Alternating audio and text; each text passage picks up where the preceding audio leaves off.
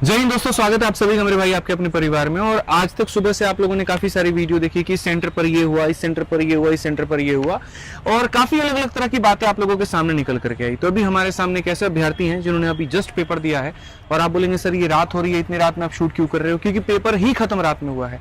हम सामने खड़े हैं RK digital centre Shaktinagar Delhi के, और लास्ट जो पेपर का समय था वो 7:30 था, लेकिन 9:15 में जो है ये बच्चे बाहर निकले हैं, इतना लेट हो गया है।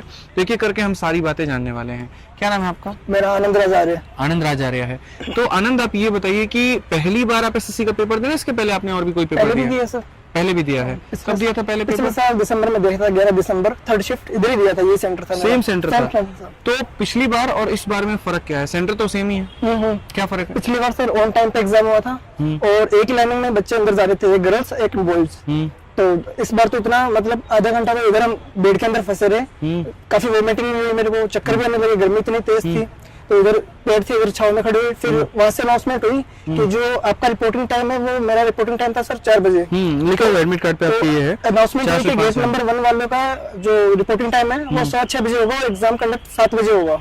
ऐसा क्यों सर? पता नहीं क्या हुआ, टेक्निकल इशू हुआ था, पता नहीं क्या हुआ। और गेट नंबर जो 2 है उनका सर ऑन टाइम पे एग्जाम होगा। तो मतलब सेंटर, लोग ये कह रहे हैं कि एडिक्विटी के सेंटर अच्छे नहीं है, बट ये तो वो सेंटर है जो कॉमन है, चाहे इसको टीसीएस बुक करे या इसको एडिक्विटी बुक करे। यानी सेंटर के साथ साथ मैनेजमेंट में भी इशू है। टीसीएस इसको हैंडल करना जानती थी, लेकिन एडिक्विटी इसको हैंडल नहीं कर पा रही है। तो क्या हुआ 6:15 में? चलो 5 बजे आपका गेट बंद होने का टाइम था, लेकिन यहाँ पर लोग एंट्री ही 6 बजे कराते हैं। Yes sir. ठीक है, फिर 6 बजे के बाद क्या होता है? सर 6 बजे के बाद में सर अंदर लेके गए इनको। एसी वगैरह तो नहीं चल रहा था, अंदर बहुत गर्मी थी, पसीना भी आ रहा था मेरे को। पंखे भी नहीं चल रहे थे? पंखा चल रहा था। पंखा चल रहा था, ठीक है। एसी वगैरह लगे थे, वो काम नहीं कर रहे थे। और एग्जाम स्टार्ट हो गया था, उसके 5 मिनट बाद में हमको जो रफ शीट होती है ना, वो करने के लिए तो वो दी गई। तो मैंने रीजनिंग की वजह जीके का ऑप्शन खोला ताकि टाइम वेस्ट ना हो मेरा। तो ये थी। और बाकी रफ शीट लेट दिया उन्होंने? लेट दिया थोड़ा सा। अच्छा, ठीक है। और कीबोर्ड सर नहीं वर्क कर रहा था, माउस वर्क कर रहा था। कीबोर्ड का तो जरूरत ही नहीं पड़ता है सर, वो पासवर्ड लगा रहा था तब। अच्छा, पासवर्ड डालने के लिए, ठीक है सर। और इधर वो क्या सर, गेट नंबर 2 था ना, तो इधर थोड़ा अड़कम सा मच गया था। क्यों, वो एक लेडीज आई थी, उनको लगा कि जो एंट्री टाइम है वो 6:15 बजे होगा। तो पर गेट 2 का तो ऑन टाइम पे था, कंफ्यूज हो गई। तो उसका लास्ट टाइम था, तो वो रोने लगे। उधर काफी सर वो हुआ था, हल्ला गुल्ला हुआ था। 5-6 बजे का एक ही सेंटर के 2 अलग अलग गेट हैं। एक गेट पर 4 बजे की जगह 6:15 में एंटर कराया जाता है, और दूसरे में ऑन टाइम करा दिया जाता है। तो उस वाले गेट को ये लगता है कि इनको भी 6:15 में ही होगा, और उसका पेपर छूट जाता है। बाहर ही बैठी रहती है वो। हाँ। अच्छा, उनका लास्ट टाइम था, तो वो काफी रोई थी और थी मतलब। तो कुछ हुआ उनका, कुछ पेपर देने के लिए? नहीं, कुछ नहीं हुआ, अलाउ ही नहीं किया। चलिए, आप अपने सेंटर पे बताइए कि क्या मेजर फर्क आपने देखा पिछली बार के पेपर में और इसमें? सर पिछली बार वो फिक्स था, एसएससी स्टेनो का एग्जाम है। रीजनिंग के अंदर सर 3 से 4 क्वेश्चन मैथमेटिक्स के आए थे मेरे, तो मैंने नहीं पढ़े थे ये इंटरेस्ट वगैरह और वगैरह। और जो ये सीटिंग अरेंजमेंट्स, वर्बल कोडिंग, वो कुछ करके हम सिलेबस के बारे में बात करते हैं। सबसे पहले ऐसे समझते हैं कि रीजनिंग में ऐसा कहा जा रहा है कि मैथ्स के क्वेश्चन आ गए, तो क्या आपके शिफ्ट में भी ऐसा हुआ है? हाँ, हुआ ना।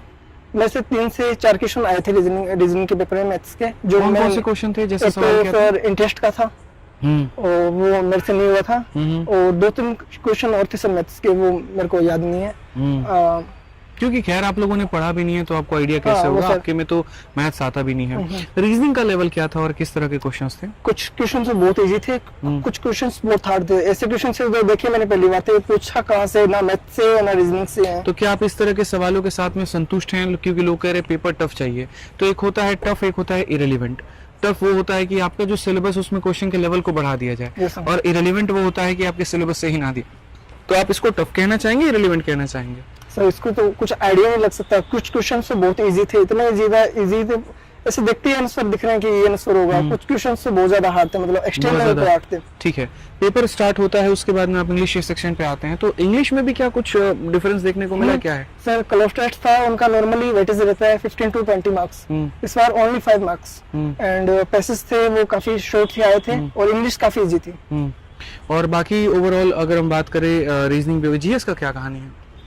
जीएस में सर ऐसा है कि जो मतलब पहले वो जो स्टेटमेंट वाइज क्वेश्चंस होते हैं ना, वो नहीं पूछे जाते थे, पर इस बार स्टेटमेंट वाइज क्वेश्चन 3-4 क्वेश्चंस आए थे।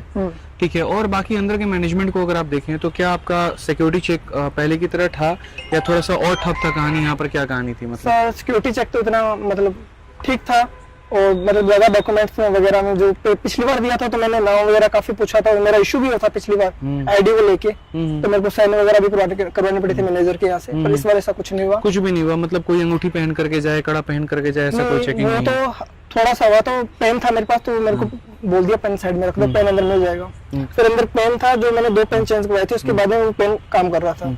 और कोई ऐसी बात है जो आप कहना चाहते हैं, बताना चाहते हैं सर पेपर को लेके? सर इतना पहले नीचे रख लीजिए। हाँ, सर इतना ही है कि जो मैंने प्रिपरेशन की थी रीजनिंग को लेके या इंग्लिश को लेकर, तो रीजनिंग में सर मैं सेटिस्फाई नहीं हुआ सर इस बार एग्जाम के अंदर। और बाकी मैनेजमेंट को लेकर के आप क्या कहेंगे?